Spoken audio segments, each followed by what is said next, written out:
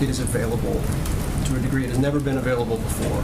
People are not getting the vaccine, and therefore the Delta variant is emerging in certain places around the country. Like, are you guys banging the table? Are you upset? Like, how do you kind of go through that, knowing that there is a counter weapon here to what's happening around the country?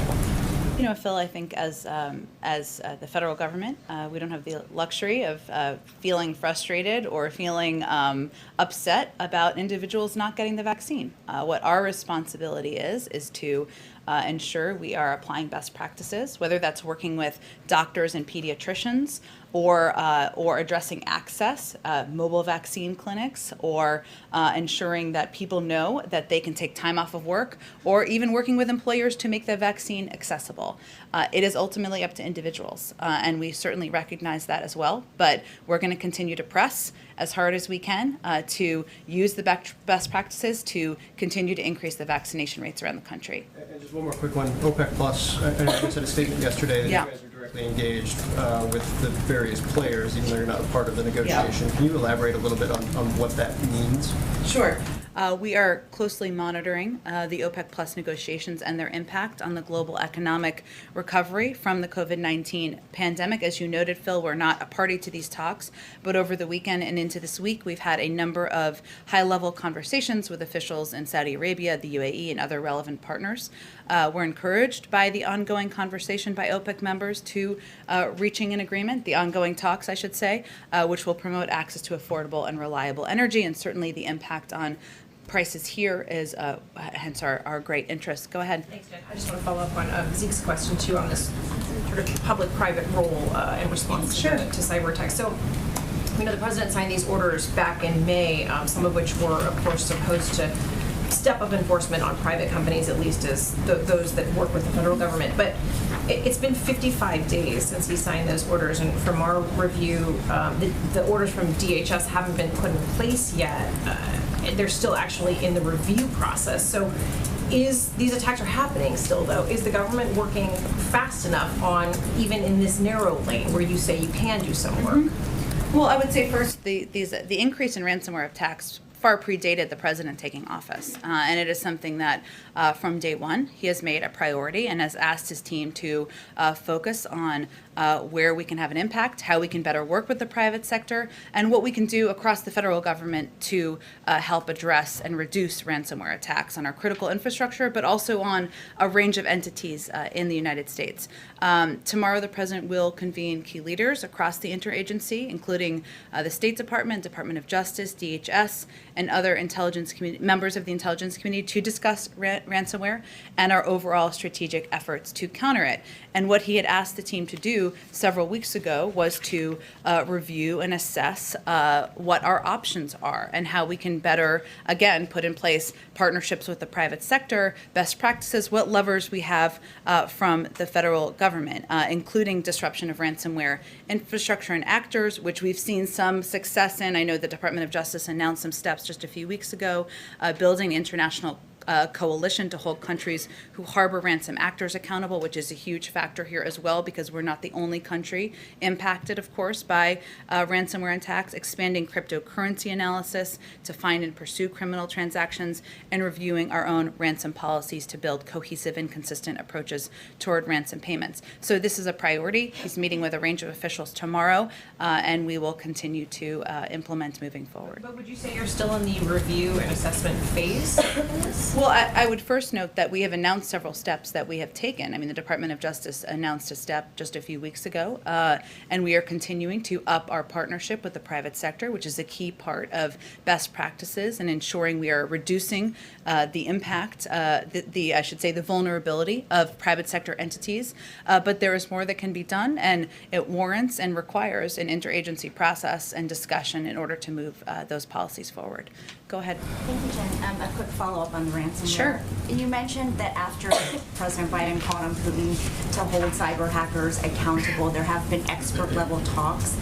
Is there any evidence that Putin has done anything to curb cyber attacks in Russia that he's communicated with the U.S.? Well, again, I would say it's a little bit just proving a negative there, because this is what we're talking about here is ransomware attack from likely criminal actors. Again, it hasn't been fully attributed yet, so we're getting a little bit ahead, which I certainly understand, of where things stand. There are these expert level talks and negotiations and engagements. That's an important part of the next steps, an important part of what came out of their discussion.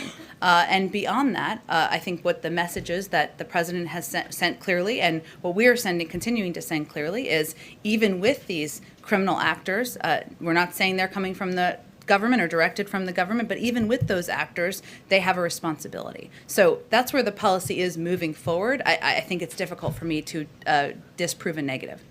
And on COVID, the 5-step plan you outlined still focuses heavily on access. And you've already mentioned the group of people who have access to the vaccine but simply don't want it. So is the White House tweaking its strategy to reach those people, to change their minds? I wouldn't say it's about changing their minds. What we've seen over the course, well, I guess it sort of is, but what we've seen over the course of time is that the most reliable voices are trusted actors in communities, medical experts, doctors, people's primary care physicians. And so we're going to continue to utilize and resource the entities where we feel there has been success, and where we've seen through data there has been success in the past. You know, you don't just give up just because you haven't reached every single person. We're going to continue to apply what we've seen have been the best practices over the past several months. And just one more Sure. on COVID. If the number of cases continues to trend upward, are there any circumstances under which the White House would reimpose some of those restrictions as cases tick up, or would that be up to the states? Well, states are going to have to make evaluations, and local communities are going to have to make evaluations about what's in their interests. And as you know, there are much higher rates of vaccinations in some parts of the country over others, and we certainly support their decisions to implement any measures that they think will help their community safe. But I would remind you, we're at a point where we're almost at 70% vaccination rate for for adults 27 and older, but almost for adults 18 and older. So certainly we don't see we're on track to implementing new additional national measures. Go ahead. Thank you. On ransomware, the company statement goes into a lot of detail about the kinds of victims among its client base, and points out that they are not related to critical infrastructure. Is that simply about informing people about what's there, or is that to separate this attack from some of the outline the president presented to Vladimir Putin about sort of the no-go list of critical infrastructure that should not be interfered with from any Russian actor, be it criminal or state or whatever? Do you see that as an important tell? Well, I would say that, of course, there's a unique threat posed by cyber attacks that disrupt critical infrastructure. And there's no question about that. If there's a cyber attack that takes out an entire sector of the American economy, that would have an enormous, broad impact, and we recognize that. I can't speak to the communication strategy of the company, of course, which I know you're not exactly asking me to do, but I will say that regardless of whether a cyber attack impacts critical infrastructure, we take it seriously, and we reserve the option of responding in a manner and mechanism of our choosing, regardless. But I think there's no question that in terms of national security threats, if it's critical infrastructure and it's taking out the meat industry or suppliers who are supplying gasoline, that is something that is a different impact in terms of a national security threat. How many ransomware attacks before the U.S. retaliates, though? On COVID, is the president's briefing, and is he likely to address the issue of those who are questioning whether a booster shot is appropriate with the Delta variant? And also, is he also contemplating a position on mask wearing for transportation, like airplanes and trains and so forth? Still in effect, but there's been some talk that might be lifted as more vaccinations take place. Sure, I would not anticipate, or you should not anticipate, I should say, that he would have any new announcements or guidance on either of those fronts today.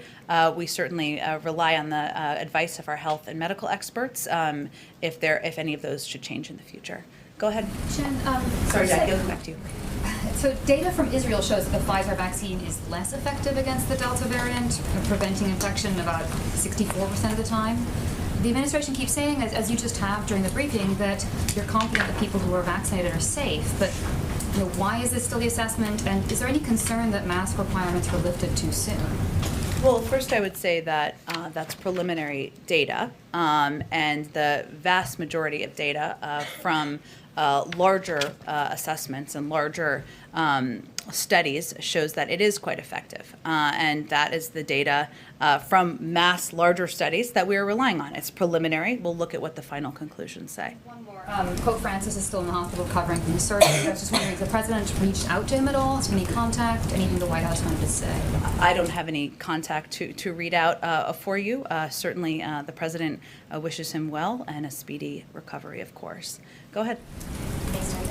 Wanted to go back to COVID. There's been a lot of discussion about the Delta variant, but then there's also been some international concern about the Lambda variant. The World Health Organization deemed it a variant of interest back in June. Public Health England placed it under investigation due to international expansion, and then British scientists are describing mutations that another study also says could indicate less efficacy for the vaccine. So what do we know about Lambda? Is it spreading in the U.S., and have vaccine manufacturers talked to the administration at all about protections against it? Sure. Well, first, public health officials continue to closely track and monitor all of the variants, as we've seen pop up over time, and are reviewing the latest data when it becomes available. I'll certainly leave it to doctors to discuss this, but early data suggests that the vaccines continue to work against the variants, including this variant, and that's why we've been focusing so much on increasing vaccinations across the country. As with every strain, getting vaccinated is the best way to protect yourself and others from any other COVID strains, but we will continue to assess data as more widely available data becomes available. How is the spread of new variants informing travel restrictions into other countries from other countries to the U.S.?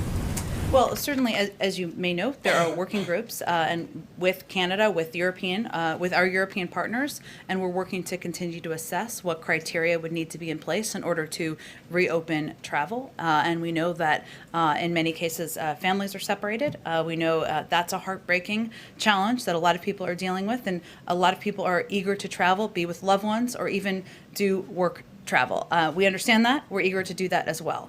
The United States has one of the highest vaccination rates in the world, and that is something we also assess as we look at countries and are making those decisions about reopening travel. But these working groups are meant to have an open line of transparent communication with these countries about what steps need to be taken. And then how are these new variants impacting back-to-school plans with a lot of children still too young to get vaccines? How is this new element sort of factoring into all these plans? Well, I would say the good news is that there are a number of mitigation measures that have been recommended, of course, by the CDC, that our Department of Education has been working to help local school districts implement, whether they're social distancing or mask wearing requirements, ventilation. There's money that came from the American Rescue Plan to help fund this in areas and school districts where they didn't have the money available. So that is certainly what we expect, and we are looking forward to schools being reopened in the fall. Go ahead. Thanks, Jed. I just have a few follow-ups on the OPEC Plus talks. Sure. Could you tell us which administration officials have been engaging with the Saudi and UAE governments on this issue?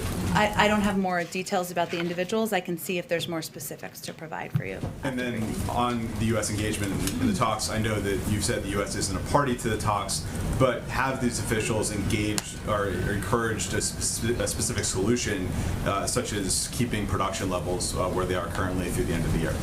Well, I would say first, we are engaged directly with them to hear updates on the conversations that are happening between the OPEC members. I can see, of course, and we are constantly monitoring the price of gas in this country, and we know the impact of oil prices around the world is having a direct impact on that. In terms of additional specifics of the conversations, I'm just not going to have anything more to read out for you. And then lastly, is there, just gauging the concern level here at the White House, is there any chance that President Biden would personally get involved in contacting these governments? I'm certainly not predicting that at this moment in time. We have high-level officials who are talented and aptly engaged with their counterparts, and I will see if there's more specifics we can provide about who the individuals are. Go ahead, Elsa. A couple things. On COVID, when we talk about vaccination rates, what is the end goal? Where does the administration decide things are done or things are as best as they can? I think our health and medical experts, including Dr. Fauci, have made pretty clear that we're going to be continuing to battle the virus for some time. Now, when you're vaccinated, you can return to many versions of normal, going to the park, going to restaurants, going to concerts. That is one of the many reasons to get vaccinated, including to protect yourself from the virus. But we're going to take it week by week, month by month. Right now, we're continuing to press to get more people vaccinated. We know that the rates of young people under the age of 27 are not where they need to be or we want them to be. So we'll continue to utilize the best practices and work in partnership with health and medical experts and meet people where they are to get the vaccine out to more communities. Sort of a personal question here, but over the weekend, the president was out kind of campaign style, shaking hands with people, taking selfies, giving hugs, lots of personal contact. I'm just wondering, given where COVID is in the country, is the assessment that we can go back to totally normal life, like hugging people, shaking hands with strangers, and that's all perfectly okay given the rise of other variants? Well, again, I would say the CDC and our health and medical experts have provided clear guidance on this, and if you're vaccinated, then certainly you can go out there and engage with society as the president has, and no one loves a good rope line like President Biden. So certainly he welcomes the opportunity to engage directly with many of the people who elected him to serve the country. If you're not vaccinated, then that is certainly a different circumstance. Now, we also respect and want to convey, we respect the decision by a range of individuals, whether they're immunocompromised or they have concerns about health issues in their own family or themselves, to continue to wear a mask or whatever they may choose. But we go by the guidance of our health and medical experts, and they've certainly okayed the president being out there and communicating and shaking hands and glad handing with the American people. Go ahead. Two questions, one on oil prices and one on Sure. COVID. On oil prices, you've alluded a couple of times today to the sort of impact on actual gas prices. I think it's over $3 a gallon now. Huge amount of travel over the holiday weekend. What is the president doing for regular Americans to try to keep the gas prices down, whether it be engaging with OPEC, but also is the president considering releasing from the strategic reserve? Are there other steps that the president can take to address what is obviously a painful situation, and how much do you guys worry on his behalf that it will become a political issue that could be damaging to the president and his party in the coming election? In 18 months?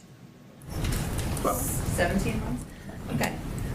So I would say first, Mike, that the president wants Americans to have access to affordable and reliable energy, including at the pump. And so that's why our team is constantly monitoring gas prices and directly communicating with OPEC parties to get to a deal and allow proposed production increases to move forward. And the reason I've referenced it so many times is because I think there sometimes is a misunderstanding of what causes gas prices to increase. And so to convey to the American people that we're working on it, and certainly the supply availability of oil has a huge impact. I would also say that ensuring Americans don't bear a burden at the pump continues to be a top priority for the administration writ large. That's one of the core reasons why the president was vehemently opposed to a gas tax and any tax on vehicle mileage, because he felt that would fall on the backs of Americans, and that was a bottom line, red line for him. In terms of additional considerations, I just don't have anything to preview for you. And then on COVID, the one thing that you steadfastly have stayed away from is any question of mandating the the vaccine.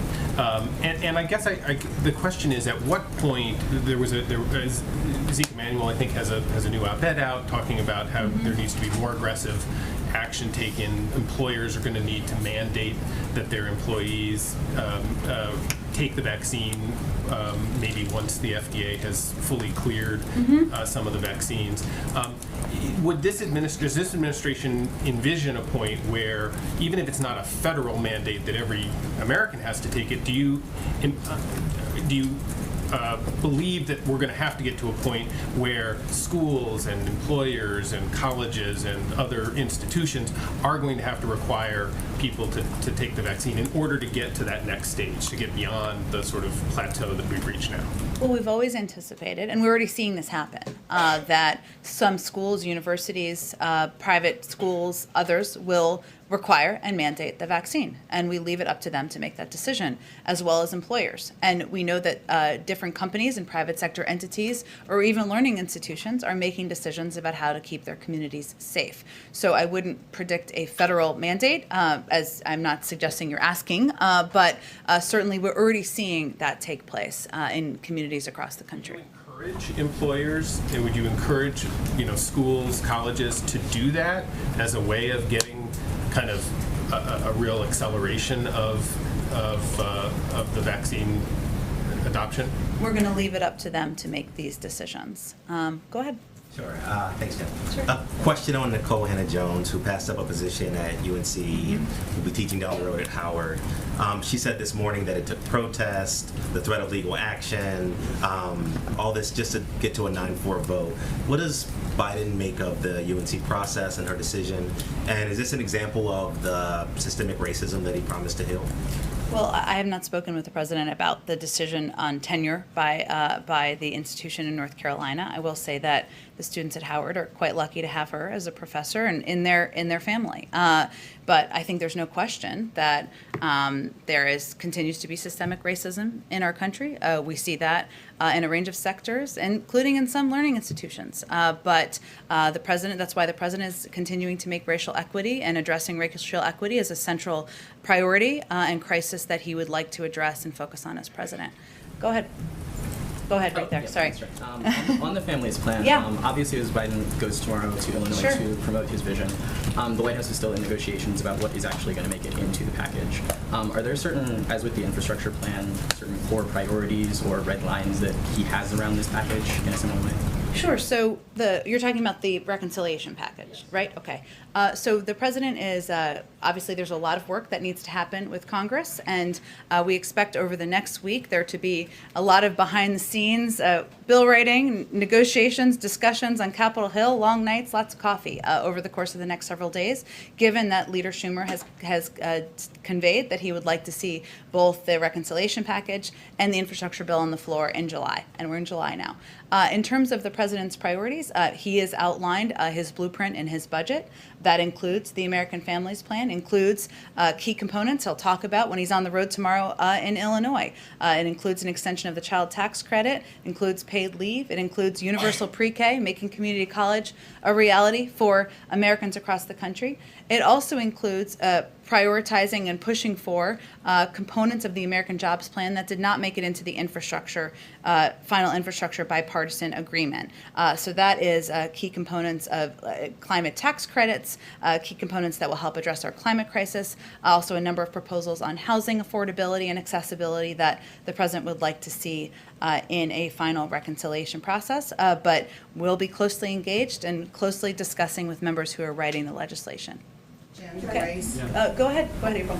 Back on the issue of race and the hypersensitivity around the issue, this president ran for office on the issue of race from Charlottesville. With that said, there is now an effort on the Hill to strengthen the nation's oldest federal civil rights law of 1866. Is he involved in that? What is his conversation about this with senators as well as congressional leaders? Has he talked about that with them, or what does he feel about it? Well, we're very appreciative of the efforts by a number of the leaders who are working in discussions about updating the oldest civil rights law, as you noted. But in terms of specific conversations with the president, I just don't have anything to read out for you. Is this important at this moment, especially to strengthen the nation's oldest civil rights law, as voting rights is, I don't know what you call it, collapsed, as policing is held up? There's a call for reparations. There's so many things that the Congressional Black Caucus is trying to push forward with their agenda, as well as issues. These issues seem to be more civil rights and humanitarian versus policy. Is this president concerned at this time about that? Does he think that this will bring more attention to those issues? Also, in light of KKK members and white supremacists marching in Philadelphia over the weekend on 4th of July. Well, I would say first, April, that, as you know, because you've covered it closely, one of the president's key priorities, one of the key pillars of his presidency is racial equity and updating and addressing what he feels are systemic issues in how we govern and in society. And I would say to touch on a couple of the things that you've noted. One on voting rights. I expect we'll have some more announcements to make later this week about the president's and the vice president's schedule and opportunities they will take to continue to use their platforms and the bully pulpit to advocate for, push for, use every lever of government to move those initiatives, I should say, forward. But certainly, he will remain engaged closely with civil rights leaders about the range of priorities that you just discussed, as well as with leaders in Congress. Even though things are hard and things look stalled at moments, he doesn't give up. That's not who he is. Neither is that who the vice president is. So they'll continue to press on moving all these agenda items forward. Is there a concern by the Democratic base, for the Democratic base, that feels that he became president standing on these pillars and now they're in jeopardy? Is there a concern by this White House about what the Democratic base is feeling as they see voting rights stalled, as they see police installed, as they see the issue of reparations not moving as fast as they want, and other issues?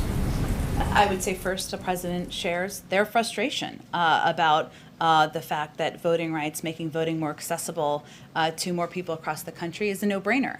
He agrees with the frustration that there are more we can do to put in place reforms on policing, something that he feels is long overdue, and he would like to sign a bill into law. And his role as president is to continue to use his voice, the bully pulpit, and his platforms to advocate for moving these things forward. Karen, go ahead. You've said a couple of times on vaccines that the work continues across summer months after the July 4th holiday. Will we hear from the president today a new date that is the next target date to get to a certain percentage of Americans vaccinated? Is there a new timeline? I don't expect a new goal to be set today. What I will tell you is that our work is going to continue person by person, community by community, and we're going to meet people where they are. That's what he's going to talk about, and he's going to continue to use resources from the federal government, empowering doctors, empowering key voices in communities, and that's what you'll hear him talk about today. You said earlier about not changing minds. I think it was in response to a question. We had a poll out this weekend with the Washington Post that said 3 in 10 adults say they haven't gotten a coronavirus vaccine and definitely or probably will not get one. Does the White House have a sense of a number of how many persuadable people there actually are out there, and how do you target just them if you can try and convince some of them? Well, Karen, I'd first say if you go back to even 5 or 6 months ago, that percentage of people who were not planning to get the vaccine was even much higher than that. And what we've seen have an impact is as people get vaccinated in their communities, they tell their neighbor, they tell their friend. Primary care physicians tell people who are coming to their doctor's office to get checkups. Pharmacists in communities are calling their neighbors and saying, come on down, we have vaccines for you. We're seeing the impact of that. So we've seen actually even people who had no intention of getting the vaccine for a range of reasons. Maybe they didn't know how to get it. Maybe they didn't know where to get it. Maybe they were scared of the impacts, actually get vaccinated. And that to us is an encouraging sign that we can continue to press and make progress moving forward. Go ahead. So, 2 questions. First, is there a target for herd immunity for COVID vaccines? Is it 75%, 80%? What is that goal for the administration right now? Well, Dr. Fauci has addressed this a number of times and has conveyed that herd immunity is kind of an outdated term. So we had set a goal of reaching 70% of adults by July 4th. We reached that goal of adults 27 and older by that date, and we're continuing to press to reach it, and we will in the next couple of weeks for adults over the age of 18. But our work doesn't stop there, and we are going to continue to press to get 12 to 18-year-olds vaccinated, to continue to work with communities where there's lower vaccination rates. That's one of the reasons we initiated these these strike forces to go into communities and work with them to determine what they need, to take a localized, specific approach that works with elected officials in communities. But I don't have a new goal to set for you. I would remind all of you that we have reduced the death rate by 90%. We've reduced the COVID rate by more than 90%. But again, we're going to continue to press ahead even after July 4th. So the other question was, Afghan military leaders say the U.S. military left the Air Force Base with no warning in the middle of the night. Why did the U.S. decide to do that? And is that a sign of a lack of trust in Afghan leaders that they wouldn't give them a heads up on their departure? I would point you to the Department of Defense on that and the specific accuracy of those comments. Obviously, there's a relationship that the White House has with the Afghan leaders. I mean, how did you explain that to them, and what was their again, I'm only pointing you to the Department of Defense because they are the leaders on the ground who would have handed off to Afghan leaders on the ground. Okay, we'll just go around. Go ahead. Thank you. Another one on Afghanistan, please. There's been a lot of talk, understandably, about what is the administration doing and is it doing enough for the Afghan translators.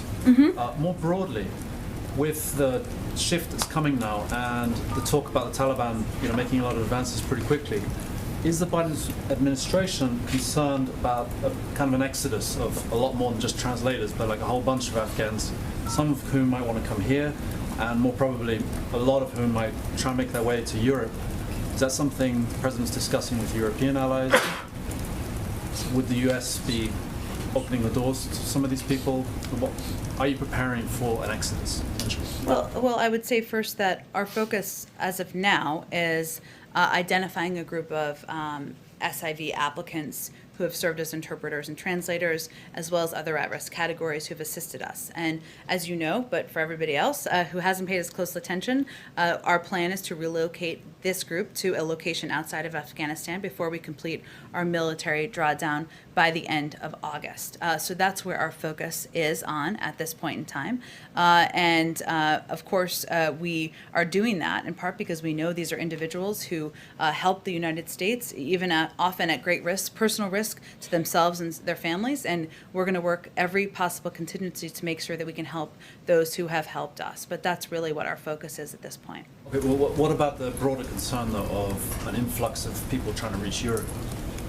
I don't have any update on that. I'm happy to talk to our national security team and see if there's an assessment or a concern there. Go ahead. A follow-up to the jobs report from last Friday. Axios reported this morning double-digit wage growth in 4 key sectors: transportation, warehousing, leisure, and hospitality. And yet, you talk to any employer in any of those sectors, they'll tell you it's very difficult to find and keep good workers for perhaps low-skilled, low-wage jobs. Is the White House offering any advice to those employers at this point with these wage increases of 15 to 17% already? And it's still difficult finding quality workers. It is a workers' market right now, and I can't assess industry to industry without having more details, or I guess that would be hard for me to do anyway. But certainly we're seeing people feel more comfortable rejoining the jobs market. A big factor in our view is the vaccination rates in lots of communities across the country. We know that employers are starting to hire, as we've seen from the jobs numbers, which 850,000 jobs last month was a very large number, I will just note, since you gave me the opportunity. In terms of specific industries, there are cases where they need to pay their workers more, and that will make them more competitive in hiring. But I'd have to we can follow up after if there's a specific sector, and I'm happy to ask the economic team about that. Go ahead. Thanks, Jen. The White House COVID response team last week said that they're setting up these surge response teams to go into states and communities with low vaccination rates and rising cases. Where are they going first? What states and local communities are you in touch with? So we're in touch with a range of communities. I provided an update last week that we were in touch with Missouri about possibly sending some teams there. I know we had already deployed a team to Colorado to collaborate with the local Department of Health in Mesa County. I can see if there's more, but we're in touch with a range of officials around the country, and we're eager to have these teams out helping communities get vaccinated and protect themselves from the virus. And this is something where the state or the local community has to come to you, or are you seeing, in this community, it's particularly bad, you approach that community and you say, we'd like to help? Well, the CDC is deploying these teams, so they work with local communities. We can see vaccination rates and where there are rising caseloads, and then work in a collaborative way with the communities to deploy the teams. Jen? Go ahead. Go ahead, Eugene. There's still no nominee for the DOJ's antitrust, the leader of antitrust. It's been the longest that position's been open since George H.W. Bush. And so I guess just curious if there's a holdup with that position. If so, what is it? I would say this is certainly a position the president is eager to fill. As with any important position in government, he wants to have the right person in place. I don't have anything to predict for you in terms of the timeline for it. Afghanistan, the president promised that the United States would continue to provide civilian and humanitarian assistance in Afghanistan. But if the Taliban were to take over the government again, won't those individuals be withdrawn? Well, first I would say that we have every intention of continuing an ongoing presence in Kabul, which is continuing even after we bring our military who are serving home by the end of August. But we will also continue to be partners to the Afghan government. That's something that the president reiterated when he met with leaders just a week and a half ago. That includes security assistance, that includes humanitarian assistance, and that includes over-the-horizon capacity to ensure that we are working to address any threats that we face. That will continue, and we intend to have a presence on the ground in our embassy there in Kabul. It does seem like the Taliban is starting to gain more power and take over there. What's the United States government, what's President Biden willing to do after pulling troops out? Well, I would first say if you take us back to when the president made this decision and announcement, he asked his team to do a clear-eyed assessment, not to sugarcoat it, of what the impact could be of withdrawing our troops from Afghanistan. After a 20-year war, a war that the president continues to feel does not have a military solution. What the president is continuing to press on is a political solution and political negotiations and discussions, which we hope will reconvene soon, to move toward a political solution on the ground to bring greater peace and stability to the people of Afghanistan. That's his hope. Jen, go ahead. Thank you, Jen. So you mentioned 2 weeks ago that vaccine sharing to the rest of the world is not a matter of supply, but overcoming the logistical challenge. Yep. Now that you've passed the deadline of June and you've not met the target of distributing 80 million vaccine doses, what has the administration learned and will do differently? And do you have a new target for the date of completing those 80 million doses? And then just a follow-up on that, for countries that have refrigeration and distribution challenges, why is the administration focusing on Pfizer and Moderna rather than Johnson & Johnson? And then I have another question on LGBTQ. Sure. Well, first let me say that we have allocated all 80 million doses. And I would say what we have learned through the process is that there are logistical challenges, because when you talk about working with countries, even as we convey to a country, we have 1 million doses or 2 million doses. Sometimes we have to work through legal barriers. We have to work through regulatory barriers. There are issues as it relates to materials needed to distribute these vaccines. And there are also even transportation issues with refrigeration needed as well. So we have noted, even as we've allocated all these doses, as we committed to, that part of it is countries need to be ready to receive them on the ground, and there is no past precedent for this. So there are certainly lessons that we have learned, and as we've proceeded, we have become, these countries have become more effective and efficient at receiving these doses. They've worked through the red tape, and that enables us to provide the doses more easily in the future. In terms of the allocation of doses, we provide what's available. I don't have any more detail for you in terms of which vaccines. As you know, we had a larger percentage of Moderna and Pfizer vaccines, so hence there are Moderna and Pfizer vaccines perhaps going to more countries around. Yeah. LGBTQ, there was violence in Tbilisi, Georgia yesterday where LGBTQ activists and also journalists were attacked. Now the president has recently vowed to use U.S. diplomacy and foreign assistance to help promote LGBT rights around the world. Mm-hmm. How does this translate to the situation in Georgia? Would there be any kind of real repercussions for situations like in Georgia and other countries where the rights of LGBTQ and minorities are not protected? Absolutely, that's a priority of the president's, priority of the State Department and the Secretary of State. The State Department would probably have more of a specific update of direct engagement with Georgia. I don't have any policy announcements or decisions to preview for you. Go ahead. Thank you, Jen. During the weekend, there was an attack targeting U.S. military base in Deir ez-Zor in Syria. And this is not a Pentagon question, I promise you. That's okay. Go ahead.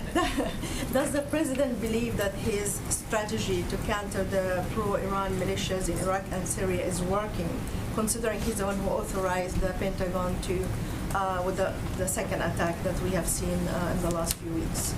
Well, Nadia, he approved these strikes, one with the full authority, legal authority, U.S. legal authority and international authority, because in a way that was proportionate and responded to threats against our U.S. men and women serving and entities that were serving in these countries. It did not mean we expected everything to grind to a complete halt at the time, but he still felt it was the appropriate and proportionate steps, and our objective continues to be a de-escalation of violence on the ground. Go ahead. Thank you very much. Sure. Thank you. On cyber, President Biden and President Putin met 3 weeks ago, and the first expert-level meeting about ransomware is going to happen next week. That's 4 weeks after That's the not what I meeting. said, actually. I said the meetings are ongoing, and there's another meeting next week on ransomware. Has there been a meeting about ransomware at the expert level since the meeting between the two presidents? There have been ongoing cyber and expert level meetings. I don't have an agenda of each of them to read out for you. Not specifically on ransomware? I don't have anything more than cyber and expert level meetings. We're not going to read out the agenda from all of the meetings. Biden frustrated that the pace seems to be slow in those negotiations following this meeting with the Russian I president? wouldn't say he would characterize it that way. The meeting with the Russian president was just a couple of weeks ago. We've had ongoing meetings at an expert level pretty much since that point in time. And again, there's another meeting scheduled for next week. Okay, go ahead, right there. Yep, go ahead. Thank you so much. Another foreign policy question, Sure. if I may.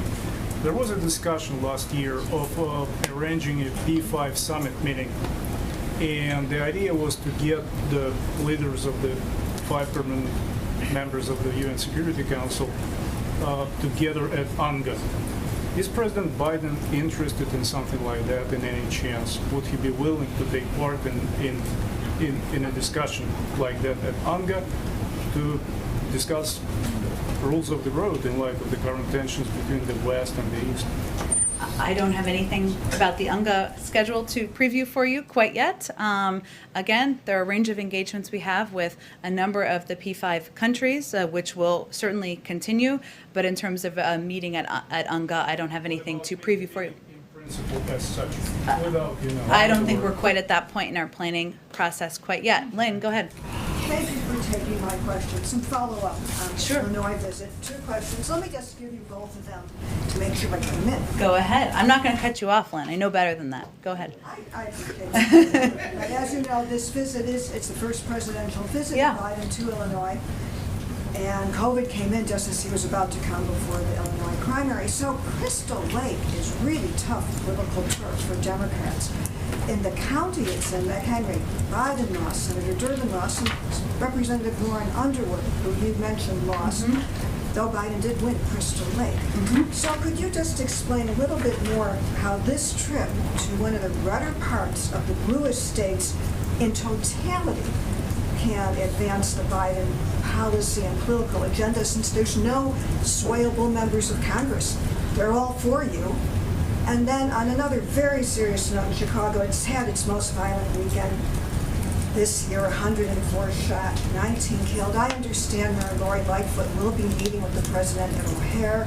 I understand the administration did roll out many things to do to help combat crime in cities like Chicago, but is there something more that perhaps the president may be able to bring or discuss with Mayor Lightfoot when they meet tomorrow? Sure. Well, on your first question, Lynn, I think the president is eager to visit McHenry County College, which, as you know, is located in Crystal Lake, Illinois, and he ran as someone who would represent not just Democrats, not just Republicans, not just independents, but all people. So I would see this as less of a political trip, more of an opportunity to speak to all Americans about why his Build Back Better agenda and why his effort to extend the child tax credit, to make community college more affordable, to make universal pre-K a reality is something that many people of all political stripes should be able to support. And that's the case he'll make tomorrow. So last week he did the bipartisan infrastructure deal and kind of did a very detailed laydown you'll see him tomorrow do a very detailed laydown of the rest of his Build Back Better agenda and what many of you would shorthand as the reconciliation, many components of the reconciliation package. But he's also eager to see Congresswoman Underwood, given she's been such an advocate for the expansion of health care, making it more affordable and accessible, and that's something he will continue to advocate for in this bill. Before we get to our Lightfoot. Yes. You know, that's exactly the county Democrats are trying to get rid of for her in the remap. So it may be moot soon because that might not be her county in the remap. Could you clarify, when I checked before the briefing, I didn't think she had a speaking role in the program tomorrow. Does she by now?